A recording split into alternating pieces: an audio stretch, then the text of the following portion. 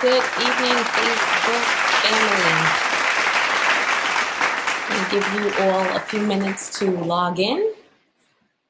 And tonight's topic is going to be how to complete your financial affidavit. So my name is Michelle Lebron, and I am an attorney in Florida and New York. However, I practice primarily in Florida, and tonight's discussion will be about how to complete your financial affidavit in your domestic relations case, okay?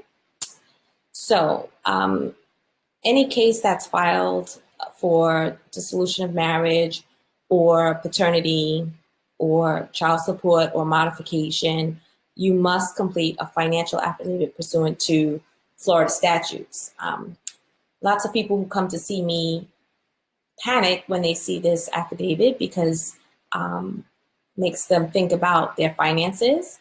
The affidavit is good for two things. First of all, we need to disclose to the court what your income and liabilities are. Secondly, which is probably an unintended consequence, it forces you to take a look at your spending habits. Quite often we see that people have a deficit at the end of the affidavit because they are spending much more than they are bringing in. So that's an unintended consequence, but a good idea for you to take a look at and see exactly what you are spending. So what I'd like to do today is hopefully try to share my screen with you. Let's see if that works. And let you see the actual financial affidavit. Oh, here we go. Awesome, it's working. So the financial affidavit starts off with the caption up at the top. And hey, Jesse, I'm glad you're on. So we're going to start with the top of the financial affidavit where it asks for the circuit court. If you're in Orange or Osceola, that would be the 9th Judicial Circuit. And then you put in the county that you're in. You're going to input your case number there and the division of the court if you know it. If you don't know it and you're my client, I'll be happy to let you know what it is. You'll fill in the name of the petitioner and the name of the respondent. And then going down, you need to be able to fill in your name, your occupation, the name and address of your employer, and your pay rate. Be very careful in selecting whether you're inputting the monthly amount, weekly, biweekly. Preferably, I prefer that you input your monthly gross income on that line. If you are unemployed, you need to check the box and include a separate sheet of paper and explain your efforts to find employment. Now, moving down to section 1, you need to fill in your gross income. Now, the Florida statutes define what constitutes income for purposes of calculating child support, and it's pretty much everything. So on line 1, if you work for an employer and you receive wages, you're going to input your gross monthly wages on line 1. Bonuses and commissions, overtime, tips, anything like that is also income. So you would list that separately on line 2. Business income from sources such as self-employment. So if you're self-employed, then you're probably obviously in business for yourself and not receiving wages from someone else. In this case, you get to deduct your business expenses from your income, from the gross income, and whatever's left over would be the income that you impute to yourself. And so that would go on line 3. You do need to include a separate sheet of paper itemizing the expenses that you're declaring as business expenses. If you receive monthly disability, SSI, or anything like that, that is also income, and that will go on line 4. Workers' compensation, unemployment compensation, pension, retirement, or annuity payments, Social Security benefits, If you receive alimony from this case, the case that you're in, or from any other case, you would have to list that as well. If you're receiving monthly interest and dividends from investments, that's counted as income, and that would need to be included as well on line 10. If you have rental property and you're receiving positive cash flow from your rental property, you need to disclose that on line 11. You also need to include a separate sheet of paper itemizing the gross income from the property and the expenses, the monthly expenses on the property. Going on, monthly income from royalties, trusts, or estates, reimbursed expenses, and in-kind payments to the extent that they reduce your living expenses. So if you have a job where you are reimbursed for tolls or mileage or anything like that, that counts as an in-kind payment, and that would have to be included on your financial affidavit on line 14. And if you have any other income of a recurring nature from any other source, this would also include recurring gifts. So if you have a family member who pays your cell phone bill every month, and it's been that way for a long time, and it's anticipated to continue to be that way, then you need to include that gift income on line 15. The second section talks about your present monthly deductions for taxes. So there are certain deductions under the statute that you can take, and that would be obviously your FICA and your Social Security and Medicare payments are going to go on that line. If you have mandatory union dues, you can include that. You're entitled to a deduction for that. If you have mandatory retirement payments, I see a lot of folks entering their regular 401k payment on that line, and that may not necessarily be a mandatory retirement payment. Some of the county or state employees do have mandatory retirement payments, but most companies, private companies, do not have mandatory retirement payments. So be very careful that you are inputting that on the correct line. You are entitled to a deduction for your health insurance payments.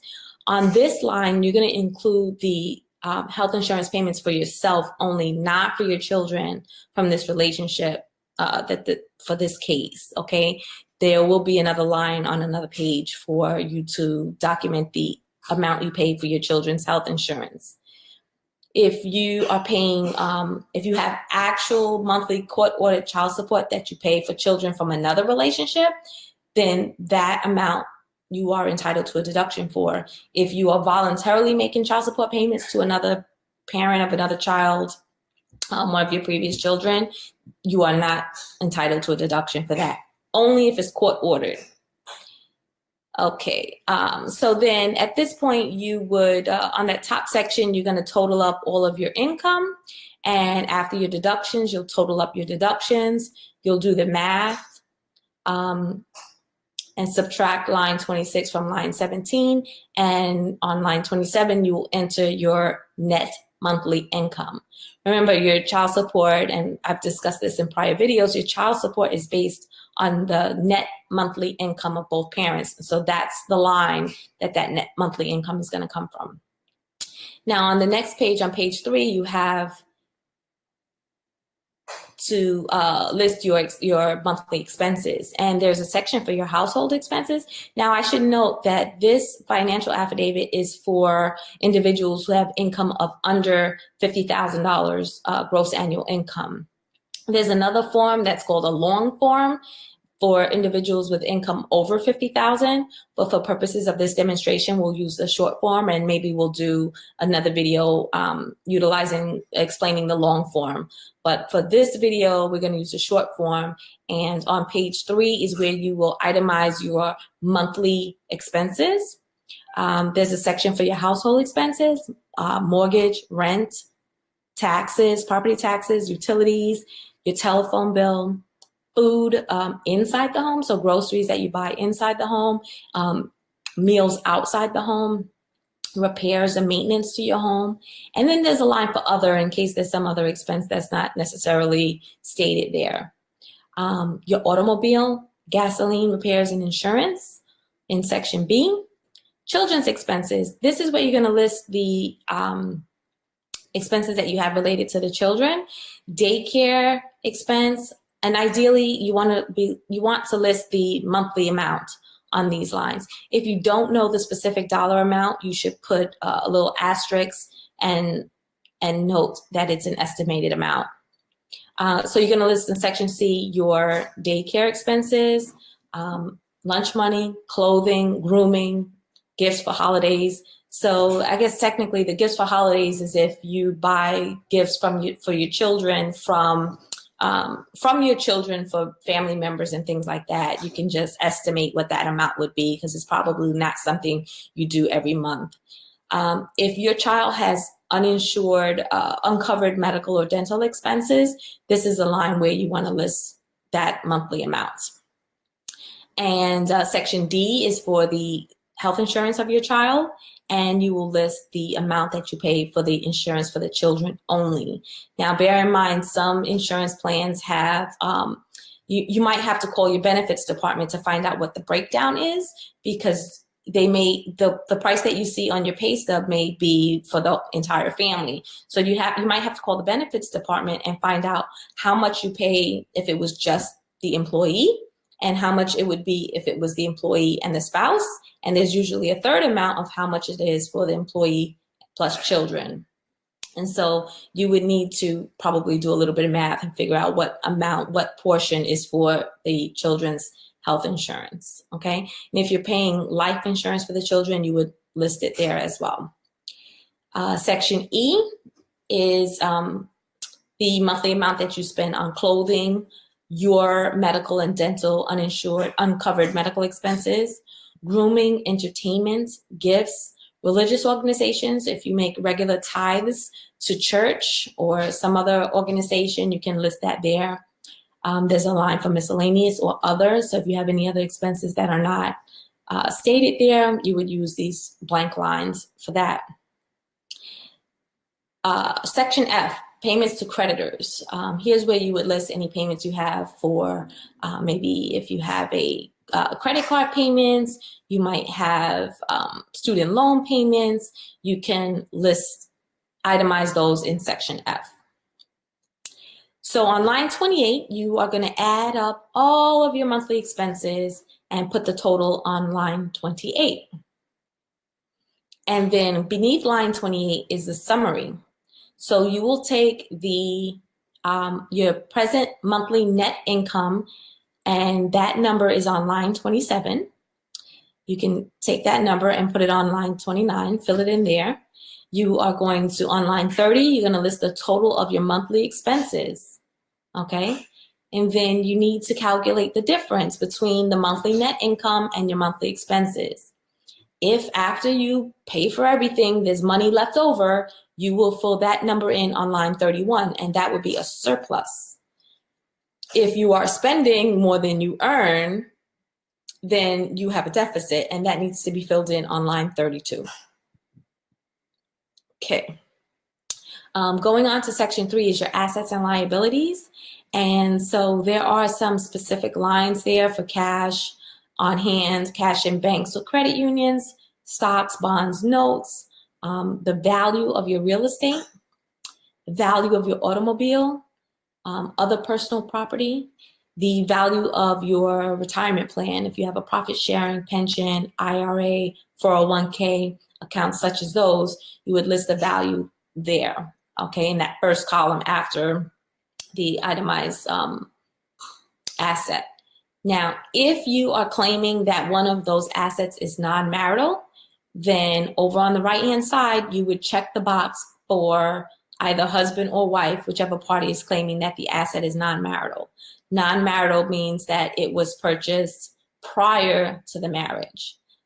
If it was purchased during the marriage, even if it's titled in only one spouse's name, it's still marital property. Unless it was non-marital property traded in for a new property, but that gets complicated. But if it was purchased during the marriage, most of the time it's considered marital property, and you would just list the fair market value. Section B is your liabilities, and that's where you're going to list all your debt. the mortgage on your property. If you have a second mortgage, you'd list that there as well. The financing on your car would be listed there as well. Let's see, credit card accounts, everything goes on that page. Contingent assets and liabilities, section C.